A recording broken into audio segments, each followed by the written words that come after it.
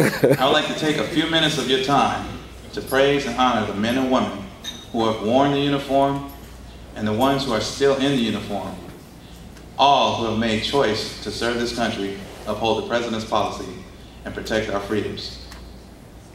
There are many jobs to be performed in what I would call the military vineyard, and each one plays an integral role in accomplishing the big picture goals and for this country as a result.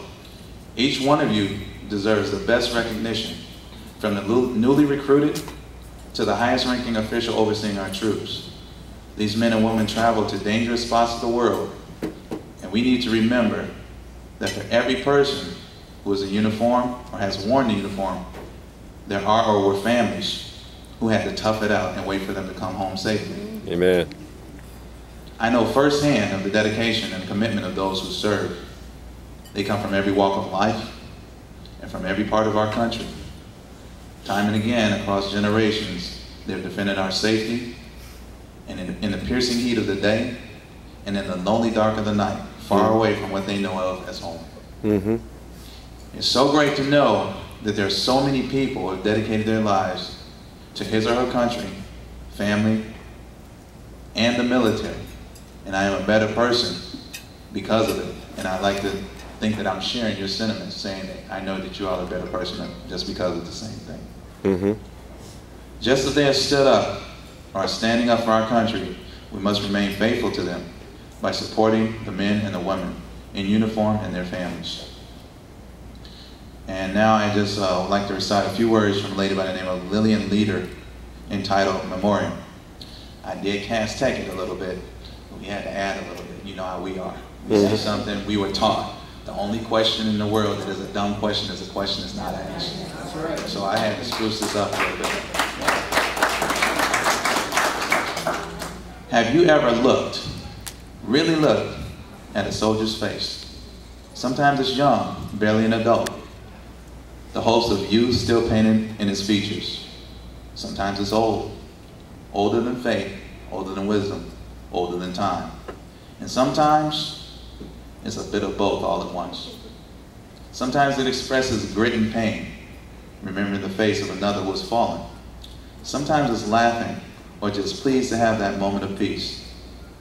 Most of the time it's proud because that face knows, oh yeah, the face knows the world is different, a different place, a better place because of what he or she is doing for it. So the next time you look at that soldier's face, see if you can find that glint of pride.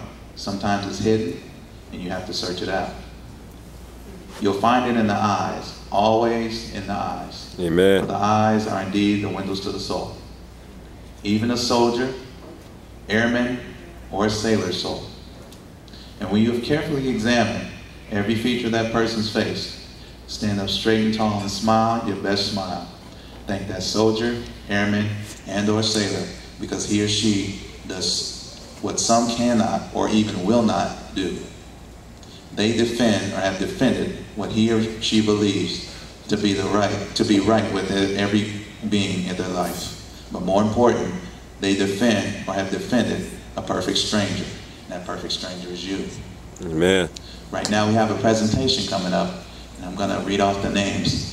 I got to see, I'm backwards from everybody. I always have them backwards. Everybody put their glasses on to read. I got to take mine off to read. There you go. Now you're back. I can see everybody. We're going to have a presentation right now. I'm going to read off the names. Can you hold your applause till the end? And at the end also, I'm going to ask that if your name has not been included, please stand up and state your name before we get finished.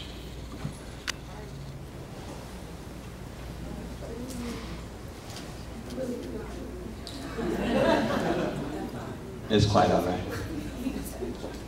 All right, we got the Castech High School class of 1981, 30 years. Stephen Ballon, U.S. Navy.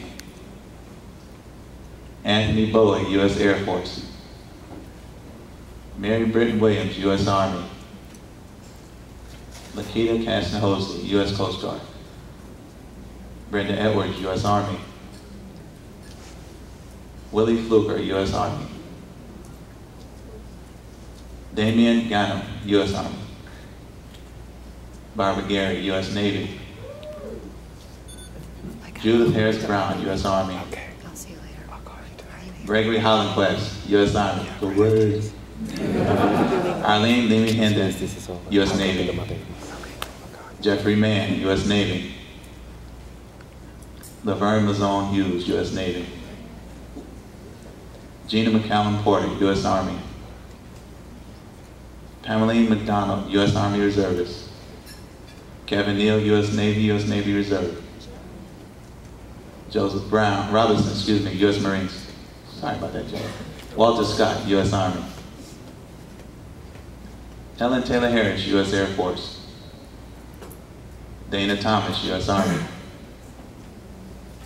Rance Ward, U.S. Marines. Denise Waters, U.S. Air Force. Darrell Williams, U.S. Navy. Kenneth Yokovich, U.S. Air Force. Many thanks to you for your service. May God bless and continue. Oh, excuse me. We got a couple other people before I say all that. We have Philip Corley, U.S. Army. And is there anyone else who has served that his or her name is not on the list? Please stand, and please, one by one, acknowledge your name.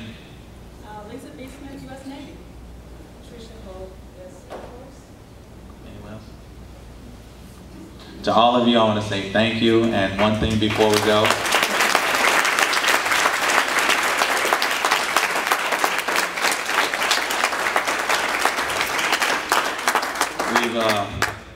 Just want to send up something special. We have one person here in the house, Lieutenant Colonel Dana Thomas.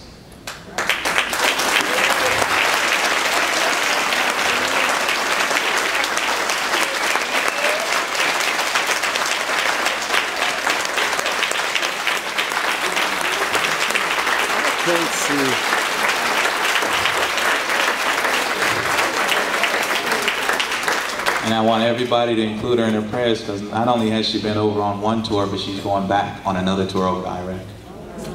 So God bless, and I just want to say thank you all. You all have no idea. You touched my life this weekend. I am not going to be the same. I'm serious. These people going, I was already crazy, but I'm going to confirm it when I go back. God bless you all.